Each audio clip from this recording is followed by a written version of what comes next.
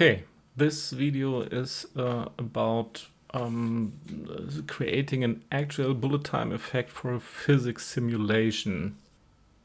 This effect became famous through the Matrix trilogy. If you want to learn how this works in the real world, then you can visit this website. If you want to learn how we can do this in Blender, then go on. Okay, everything is set up now. Let's do the bullet time effect. When we are looking at our object here, for example, this projectile, then it's moving around the scene. And when we go to the animation window and we switch here to some other view and going a little bit outside here, then we see the animation of this projectile goes until frame 15, and we have defined so frame 15 is animated, and from frame 16 on the physics simulation is doing the job. So no movement of the object is to be seen here, and if we select some of the cubes we see no movement at all. So it's pure physics. And now we have to bring the physics into the graph editor in order to manipulate the movement, or to freeze the movement of all these objects. So how we do that? We are going to our layout window. Be sure to be in X-ray mode. Select all. And now we can transfer the our baked physics to keyframes. That means every single frame and every movement during the physics simulation is now transferred to a single keyframe. So let's do that. That takes a while. So as we can see, every frame is a keyframe now, and if we switch to our animation window, we see, oh, that's a lot of movement here.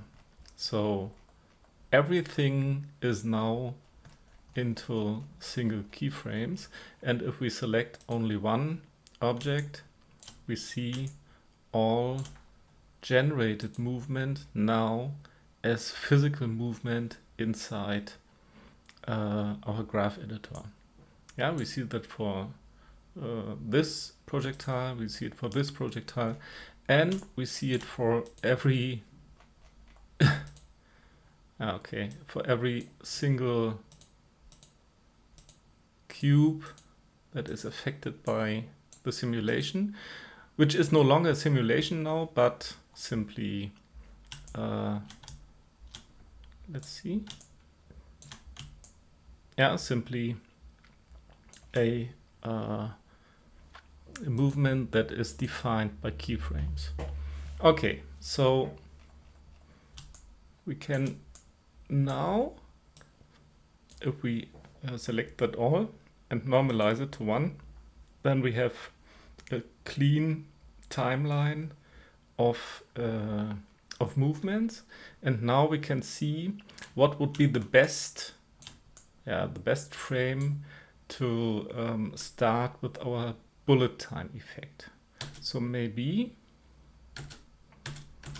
let's say around here, frame, let's say 70. And now we want to stop all movement within these animation for let's say 6 seconds in order to move the camera around. So if we start at frame 70 and have 6 seconds, and that is 30 frames, then we have 180 frames. So we stop at frame 70 and we continue at frame 70 plus 180, that is frame 250. That means at the end of our current animation. So we are marking all these frames. We are selecting all these frames, and then we are pressing G for grab, and then we are pressing X for the direction to move it, and then we can simply move this part away. Okay.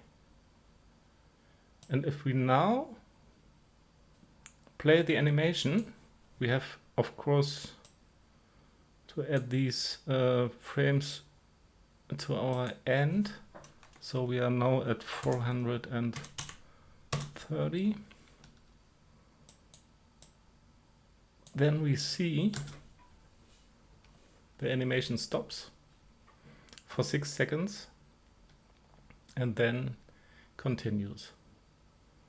So that means we have the prerequisites for our bullet time effect, because the time, of course, is running, but the animation is stopped. And during this time period, we can move the camera around the scene.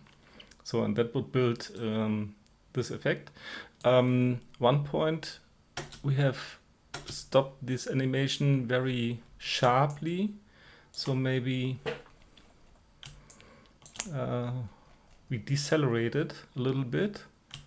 So let's take this frame and GX1.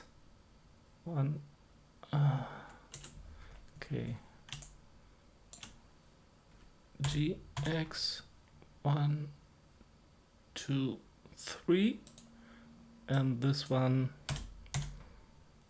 in this direction. So we have some very slight deceleration effect. It doesn't stop. Yeah, the animation doesn't stop at a point, but decelerates a little bit. Okay. And we are doing the same on the other side. So